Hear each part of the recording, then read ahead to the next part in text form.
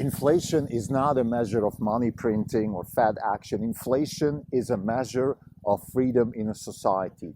The higher inflation, the less freedom there is in a society.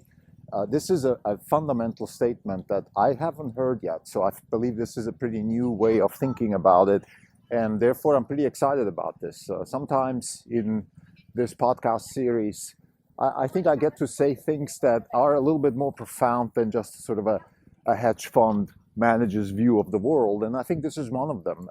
I'll try to elaborate what this means, because I think looking at things from different perspectives actually can really help everybody who cares to understand what's actually going on. I think this is a very good example. So again, inflation measures the freedom in a society. The higher inflation, the less freedom there is. Now, before I go into the elaboration, of course, the caveat here is there's a lot of things that impact inflation. One of them is the monetary policy of the Fed. I'm not saying that the Fed is irrelevant or anything like that, but fundamentally, in the end, the Fed cannot manage inflation. It is us people, it is the political process and the liberalization of markets, because the main three factors of inflation in the United States are housing, education, and healthcare. And those three markets are not free. And that's why we have high inflation. This is a Not Even Wrong podcast. It's June 16th, 2022. This is Krimdelko. I am in Europe. It's morning in Europe, so the markets are closed in the US.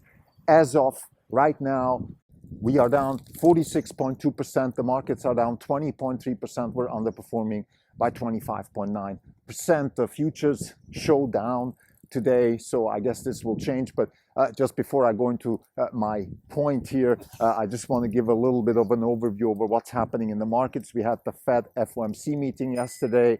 The Fed raised by 75 basis points. The leak came through the Wall Street Journal. The markets reacted in front of that. Then the markets rallied, and now they're back down. The futures are back down.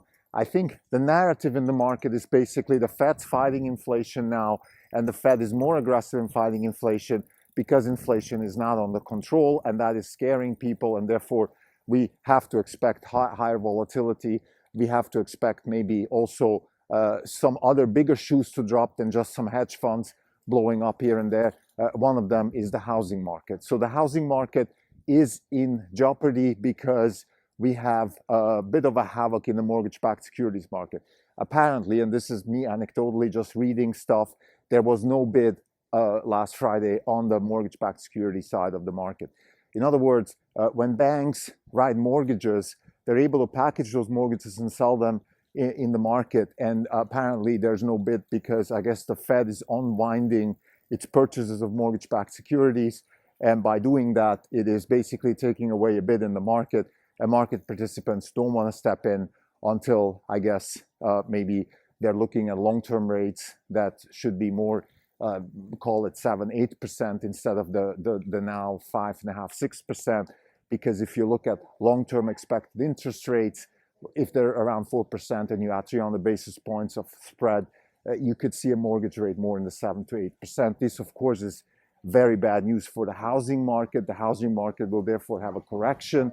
And when the housing market has a correction, then we have maybe problems in the US financial system. And with problems in the US financial system, this could be the big shoe to drop maybe going forward. So this is my analysis of the market. What does this mean? Look, we already are down 30% in the NASDAQ. NASDAQ for the year, we could see another 20% move. So we could see another drawdown on our side, probably of another maybe 20%. It's possible. Certainly, I don't hope so, but I'm just saying that this is kind of the situation we're living with. We're managing our leverage accordingly, and we're also, let's say, understanding the cost structure of the fund, preparing for a further downturn and therefore for lack of revenue for a while. This is, in general, what we're doing at Orange Capital Partners. I think the purpose of this podcast is to give people a sense of what it feels like to run a hedge fund. And right now, it's a good time to try to convey how it feels, because it's painful, and pain is typically something that gives you a much better sense for how the thing actually works. judgment. As an opportunistic hedge fund, we were supposed to make money out of this. I think we're now in a position where it's very difficult to make money out of this because reversing our long position in Tesla is just something we don't want to do right now.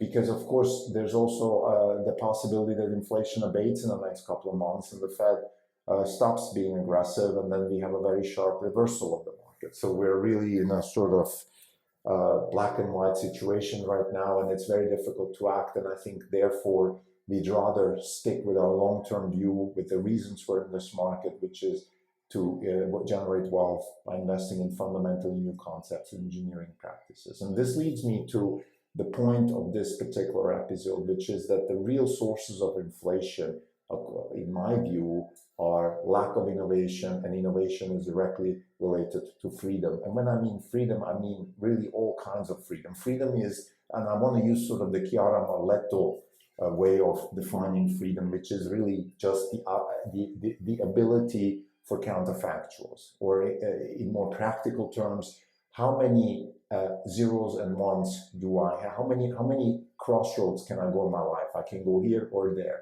In a society, let's say an extreme society like North Korea, there's not much here and there. You're born into a certain class, you grow up, you become an army person or whatever you are. There's just not a lot of opportunity. You can't start businesses, you can't go abroad, you can't study, you can't be an artist, you can't do any of those things.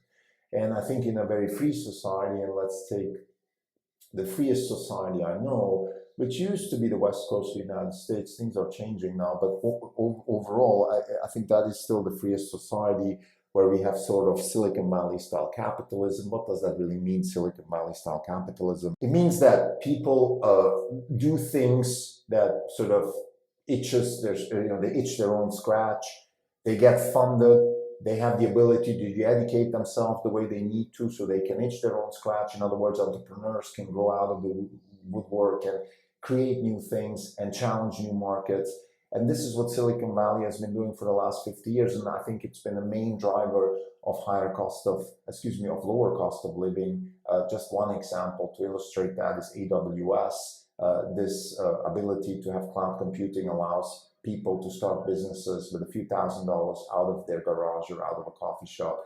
This is fundamentally much easier than, let's say, when I was in grad school over 20 years ago and I wanted to start a business, a digital business. We had to hire a very, very expensive infrastructure to even start the business. We couldn't get funded. We ended up not starting it. So this type of democratization of markets, of freeing up markets, this is what really drives innovation. Innovation drives down inflation. And this is my point now. I think inflation measures the lack of freedom in a society. And in the US, the three main reasons why we have inflation is housing, education, and healthcare. And those three markets are not free by any means. Housing is free in some parts of the country, in others it's not. And those where it's not free, like California, particularly the nice parts around the coast, you can't live there because it's too expensive, and the incumbents don't want to allow anything new, and therefore we have to move to places like Frisco, Texas, or whatever, places where new things are happening, where new ideas are being developed, because it's freer, there's more upside, and there's lower cost of living and all these things that they come with freedom. Let me elaborate on that. What do I mean? So you take, for example, San Francisco. San Francisco actually is, despite its politics, still a pretty good place to live, because forget the nature. I mean, it's the most beautiful place in the world. But there's also opportunity to make money, because you need both. I'm right now in Europe on the Mediterranean coast. It's beautiful here, but you can't make money here. So what's the point? I mean, as a young person, you can't really live here. So San Francisco is not like that. San Francisco is beautiful, and you can live there despite the politics. The politics are trying to make living as difficult as possible. You know, it's very expensive to raise a family because the schooling is very convoluted. Housing is expensive because you cannot build new housing. In particular, you can't build, let's say, things like high rises and all those types of things. And then, of course, healthcare is a problem nationwide. So let's not go too deep. But again, there's no innovation. What do I mean with innovation? What does it actually mean? And I think I propose a sort of a new measure of inflation, which is the actual products and services relative to what is available given the technology and the science that we know. So in other words, let's say we have know-how of how to build housing relatively fast, and we could build housing fast and quality and all those types of things for a certain amount of cost if it wasn't for the regulation. This is what I mean. So in other words, going to Mars is expensive because not because of regulation, it's just simply expensive because we don't know how to do it. Curing cancer is relatively expensive. My point is, I think it could be a lot less expensive if markets were freer. Now, healthcare is a bit of a tricky one because the FDA, it's not all bad that they're regulating everything there, but still, there is this point that I made yesterday in my episode, which is that unfortunately, business people are often against markets. And when we here at Orange Capital Partners, we stand for markets, and we actually, not just are we for markets, we think markets are a moral imperative.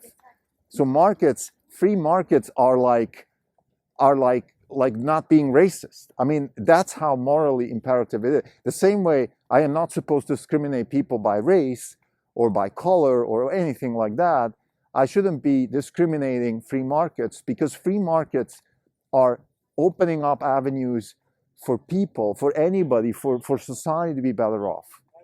And one manifestation of being better off is the lower cost of living, which is for most people the most important manifestation of being better off.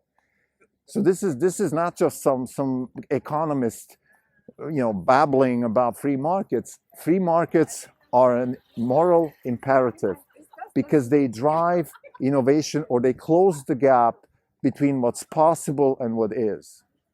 And if the more we close the gap, the faster we develop new frontiers of science and technology, and the faster we innovate. This has been happening in the United States for the last 200 years. It's been happening since the Industrial Revolution. So we're still better off than before, and the US is better than the rest of the world, and Silicon Valley is better than the US. So we have some of that.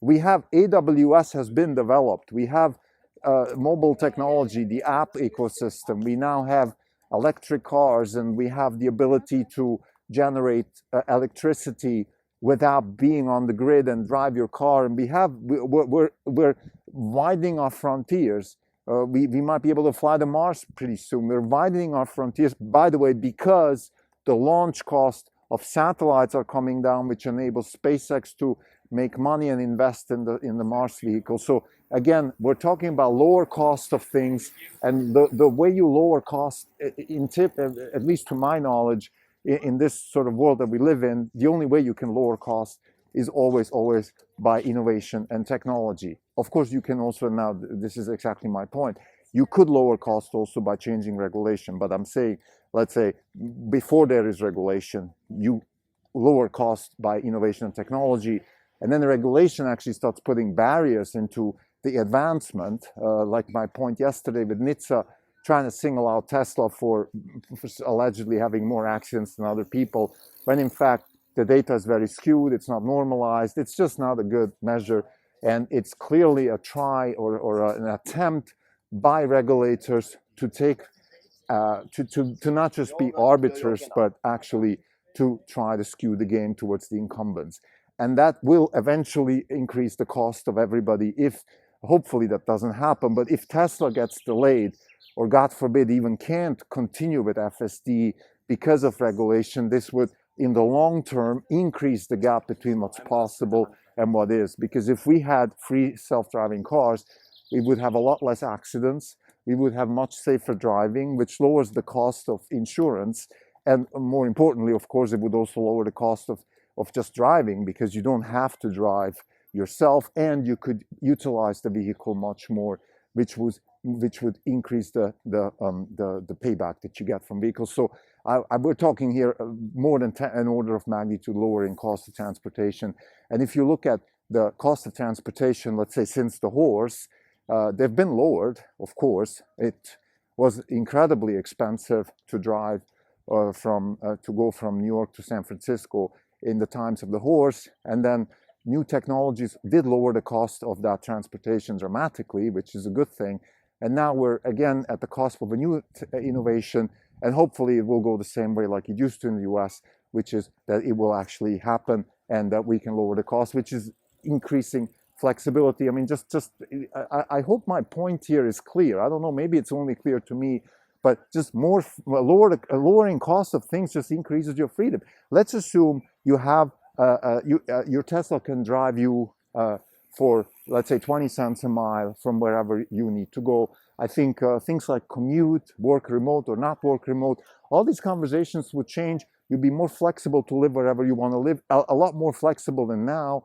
You could also, your cost is lower, so you don't spend as much money for housing, you don't spend as much money for insurance, so you have more resources for other things, and that's really what matters. So a measure of inflation is also a measure of freedom in society. I mean, which are the most inflationary societies in the world? North Korea, Venezuela, I don't know, Brazil. Those are not free societies by any means. And even our society, and by the way, when I talk about inflation, I talk about real inflation, the one that we face as human beings every day, and not the one that they give us sort of spoon-fed through official releases. So the real inflation, let's say, that we face in the United States is, again, driven, particularly, say, somebody like me, upper middle class. I'm not rich, I'm not poor, but I can afford most of the things I want to do.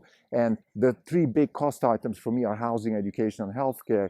And those are just keep going up. And I have to make a choice now that says, a family, we're going to move, hopefully soon, to Texas. And that will lower our cost of living dramatically. We will have lower cost of schooling for our son and lower cost of housing. And then, we go from there. And that's unfortunate that we are driven out of California because of higher cost of living. But in reality, that's what's going on. And I hate to say it. I mean, it sounds like almost we're like sheep being driven away by something, but and maybe that's what it is. I don't care. It is what it is. Unfortunately, California is crippling itself with regulation, California is not a free society, in other words, and therefore very, very inflationary. So to summarize, the measure of inflation is not a measure of money printing, it's a measure of the freedom in a society. And freedom is a moral imperative. And because it's a moral imperative, inflation is a very, very bad thing, and it needs to be fought. The Fed has a role to play, like by printing money or not printing money, but fundamentally the Fed is not the problem.